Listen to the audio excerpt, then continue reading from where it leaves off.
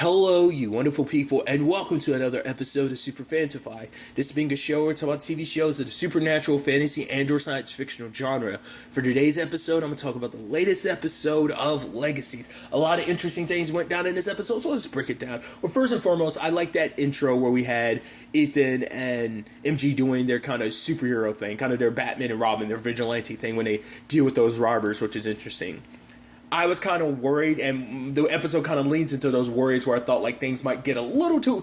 Luckily, it doesn't kind of come to that in the episode, but it is the fact is that Ethan's a little too like eager, like, oh yeah, let's find the next crime. Oh man, I'm so excited about it, and I'm like, oh boy, because I start feeling like, oh, like he's a normal human, and now he's getting addicted to like, oh man, I know a superpowered vampire. This is so awesome. This is so sick. This is amazing. So I figured he was going to start getting too attached to it, and now it's like, oh, he wants to be around it more and kind of getting addicted to be around that, because even MG's like, well, let's slow down, but then Ethan kind of explains later on why he's so hooked on it, and for him it's like he hasn't had anything to care about in a long time. The last thing he cared about is football, and that's kind of going now. So this is something that's like, because MG's like, we can just hang out, we don't have to do the whole hero thing, but for him it's like, this is something he's passionate about. This is something that's like, oh yeah, I might not be a superpowered being, but I can like help. I can be your human sidekick.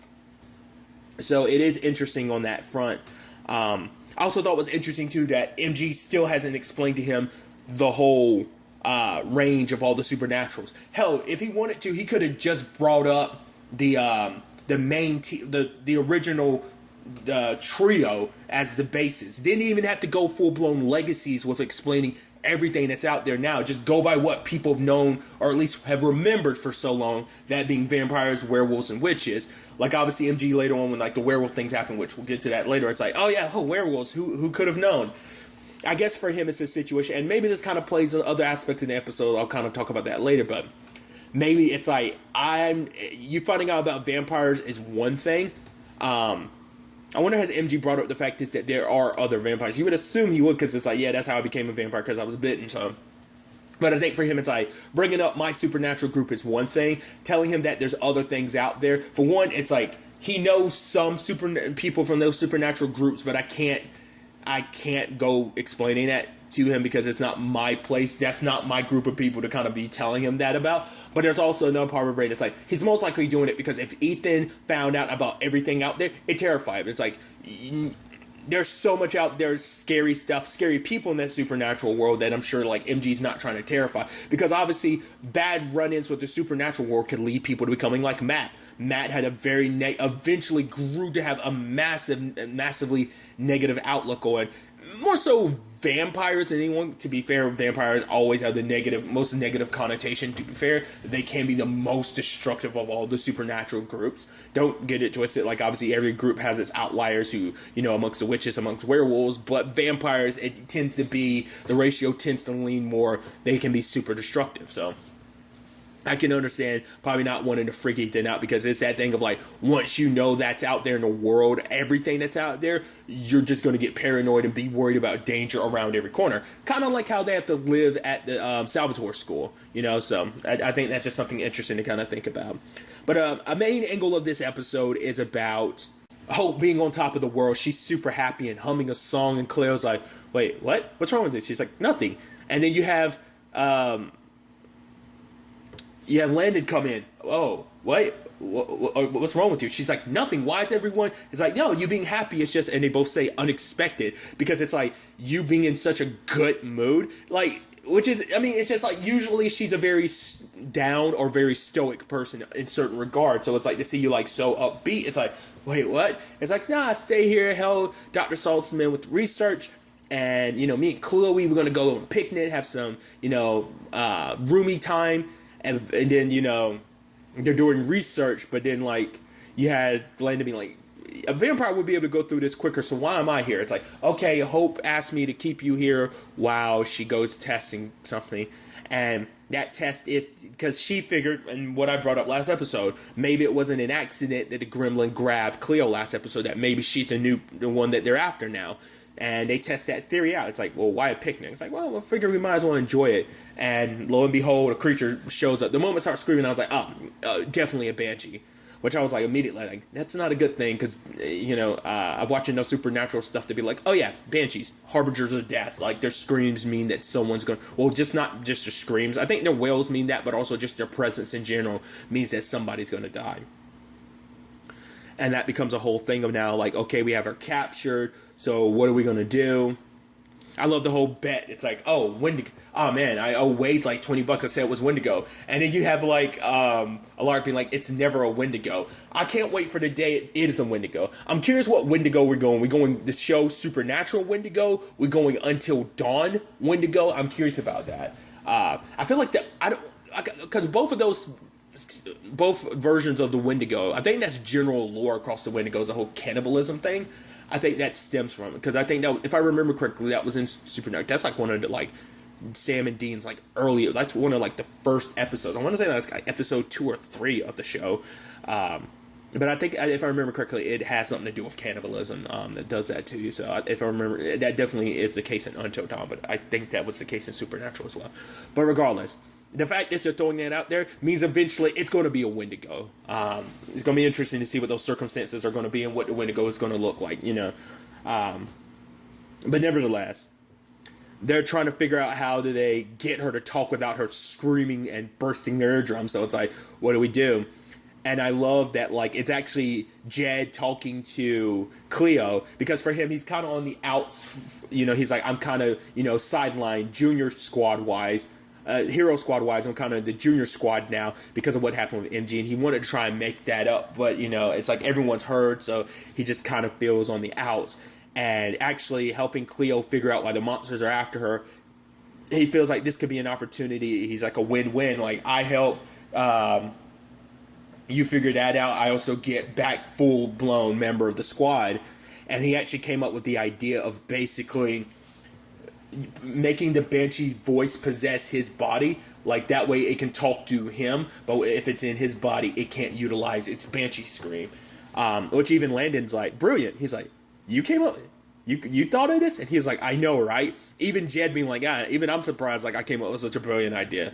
I even love they brought in the element of, like, all right, that weed that basically makes you tell the truth. So, which I thought was kind of interesting, that the Banshee, I guess that's the wiggle room for it. It's like, you can't lie, but you don't have to tell the truth, because it's like, oh, I don't have to tell you, I won't lie, but I don't have to tell you why I'm here. I thought that was such an interesting loophole to it, because I guess it's like, if you try to lie, the truth will come out. So all you have to do is go, not say anything. As you don't say anything, the truth will keep. And I thought that's so interesting. It's not like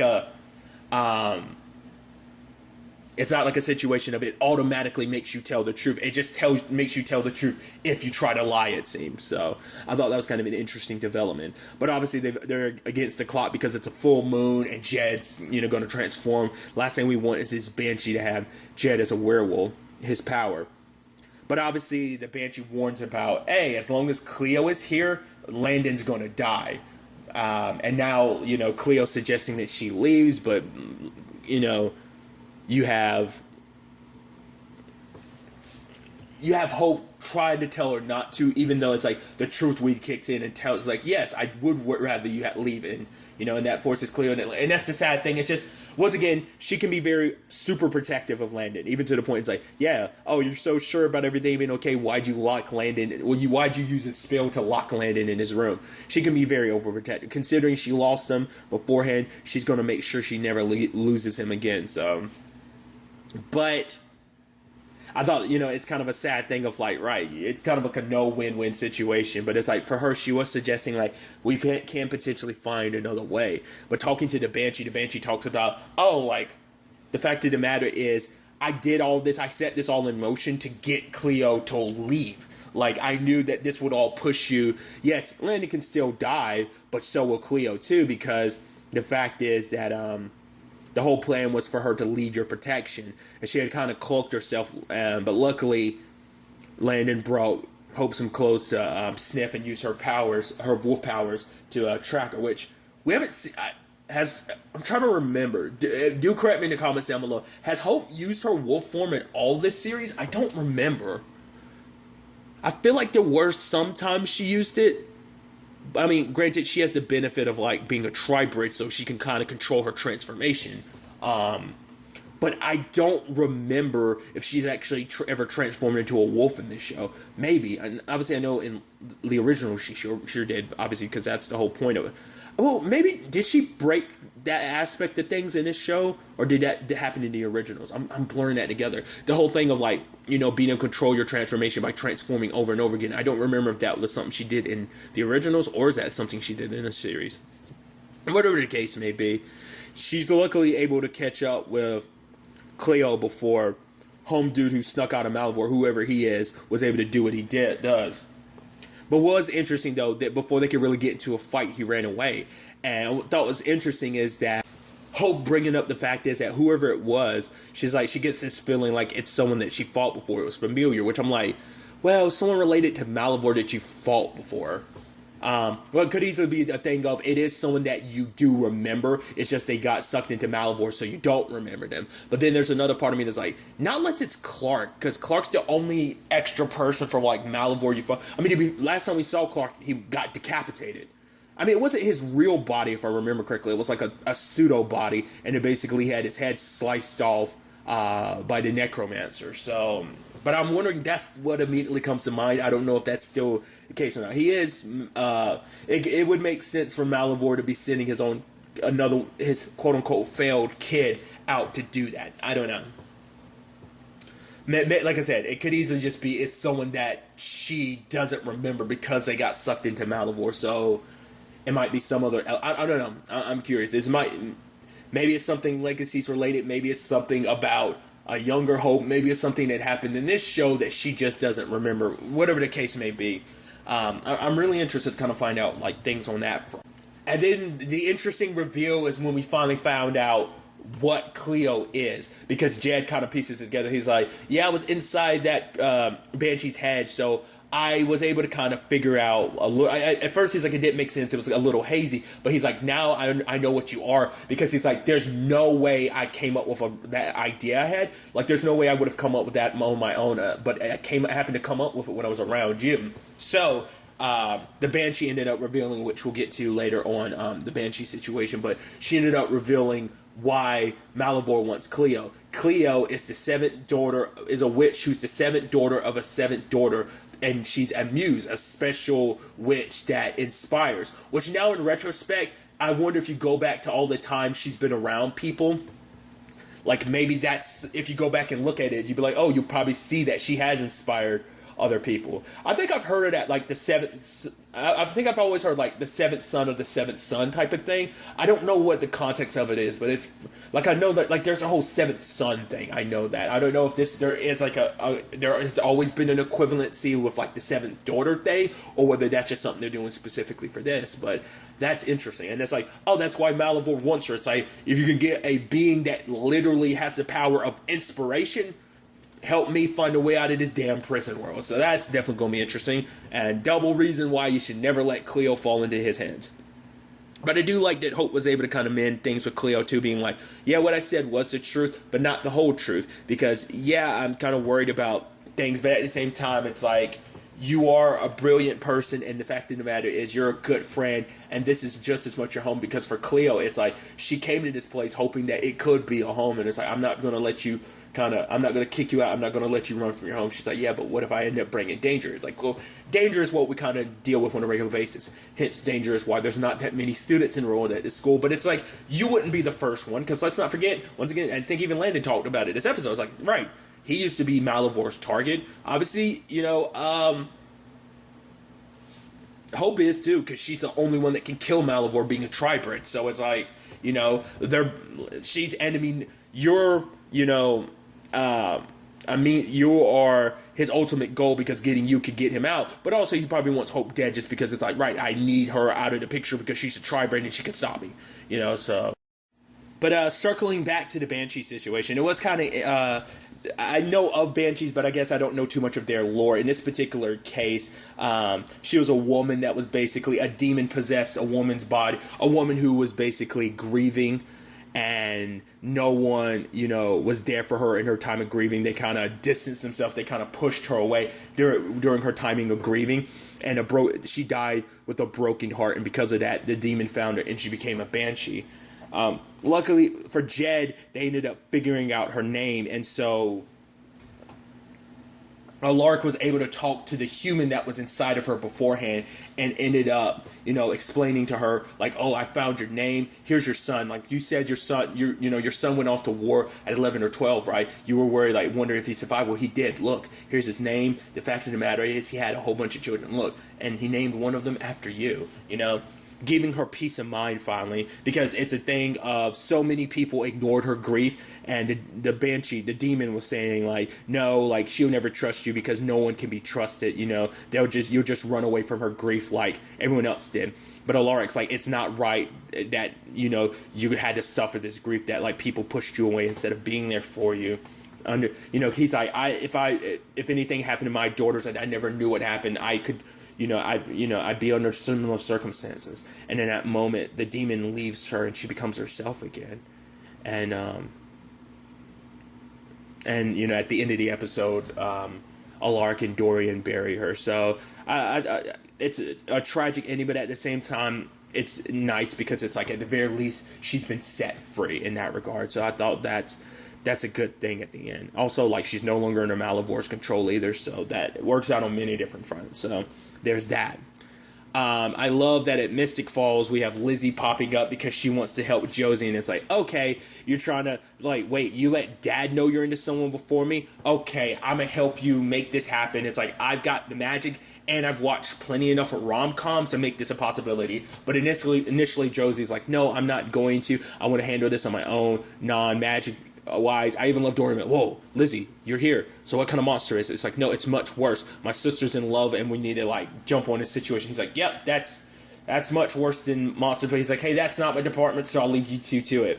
I love that whole circumstances. And obviously she turns invisible and she's actually helping Lizzie, doing the whole thing of making her drop, Lizzie making Josie drop her books so that Fitch and her can, like, touch hand. It's like doing, like, your typical rom-com stuff, and and ends up later on giving her lessons. And I love that it's like, I love the reveal of, like, Dorian being back there, because it's like, oh yeah, like, you need to have this highlight moment, and Dorian's like, oh yeah, like, dancing under the moonlight in the parking lot when there's actually a dance going on at the school.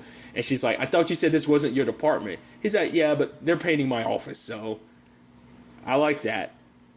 But Lizzie suggesting all this stuff, and I like that Josie initially wasn't for it, but then, like, you see Josie's over there taking notes. But when the time comes, obviously, like, Josie's like, I want her just to like me for me, so shouldn't I just? And it's like, oh no, that's not going to work, because because you never take your shot. And then Josie almost took it as a challenge. Was like, what? You know what? Screw that. I'm gonna ask her out tonight. And she kind of storms off, and then Dorian sees what she did. Is like, I see, the extrovert sister forcing the introvert sister out of her comfort zone. It's like, yeah, we'll keep that a secret between you and me. And she confesses everything in front of Finch and all her friends. And then the moment it's like, so can we go out tonight? And she's like, tonight's not good. And I was like, oh, like, because obviously early in the episode, Jed had already brought up, oh yeah, full moon. I was like, Finch is a werewolf, isn't she? Like, I figured she had to be. I was like, there's no way she's going to end up being a normal human. I figured there had to be more to that. So I thought that was an interesting development. Even then, I was like, yeah. But then she said, like, I don't know about tomorrow night either. I was like, well, because the full moons are only one night, right? So maybe after the aftermath of, like, she probably doesn't want to be around Josie, like, after, like, she's been in her wolf form. She probably was like, I don't, maybe that's what even the day after, and she just kind of walks away. Like, I thought that was kind of a shame, especially because even Josie was talking about the fact that she's kind of scared to put herself out there, and she's like, but what if this between us becomes a thing, and that scares her? But she's like, I really like you and everything, so that's why I've been kind of a little dodgy and weird about this whole thing.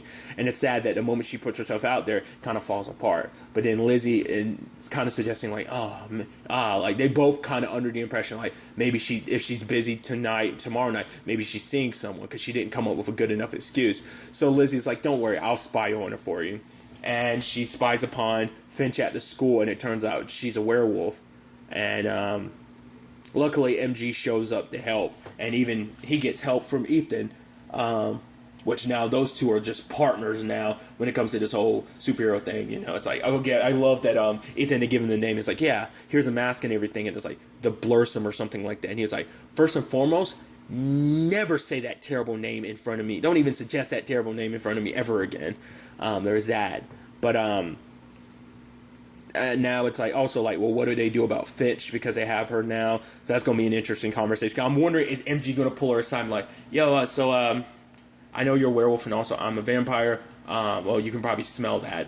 Because there was also something that came up this episode where he was like, yeah, you don't want to bite me or whatever. And I was like, right, we haven't dealt with that in a while. Like, right, werewolf venom is poisonous to vampires. I was like, right, that hasn't come up in a while, storyline-wise, a long time. So I was like, man, I'd actually almost completely forgot about that little aspect to it, like why werewolf bites. I mean, to be fair, you have Hope, so she can be a cure. So that works, her being a tribrid in there, because you need the blood of a hybrid. That's what made Klaus so special too, is because his blood, as well as Haley's, ended up being a cure for the wolf's bite. So, but I'm curious how that conversation is going to go. Like, is MG going to really tell her like what's what? Going to avoid telling Ethan about, because it's also another thing too of like, I guess the whole thing is like, you wouldn't expect her to be something supernatural because it is a normal school. But to be fair, Mystic Falls High has had plenty of supernaturals cross its door over the years, as we saw time and time again in the Vampire Diaries. So it's not that big of a stretch. Hell, even Josie, a witch, is at the school, so it's not that big of a stretch. But I wonder, it's interesting because that means she doesn't know about the Salvatore School. I mean, I think that speaks volumes. It's like, yeah, just because the Salvatore School exists doesn't mean every supernatural that should be and could attend the school will be. Because Finch's circumstances might be she doesn't know. I mean, it's interesting because Cleo doesn't really have any family left, I think she was kind of talking about. So she found out about the school. That's why I'm like, I wonder why Finch didn't find out about it. Or maybe she did and she just kind of, I don't know, maybe she heard about the place and just decided to avoid it, or maybe it is something, maybe she's not from the area, or, you know, she doesn't walk in the supernatural circles, so she doesn't know about the school. Maybe that's how Cleo knows about it. I mean, it's probably sent out to all the supernaturals that they're aware of out there. I don't know. I'm actually curious about how that acceptance situation works. Like, how did Cleo kind of find out about the school? Regardless. But then you had the sad side of things that, you know, Lizzie comes to tell Josie, and rather than telling her the truth, she tells her, yeah, Finch is dating someone. It's like, it's okay. You spared me the next couple months of spiraling. It's like, I should have let you find out on your own. I think, now, my initial thought is, obviously, well, for Lizzie, it's like, I only wanted to get involved because I was afraid that you wouldn't need me anymore. You didn't need me anymore. And it's like, obviously, I'm always going to need you, you know. Like, you know, just because I moved out doesn't mean we can't, like, you know, do the whole twin cuddling thing right now. It's like, yeah, it's, you know, it's kind of necessary in this moment, you know. But my thought is the reason why Lizzie didn't tell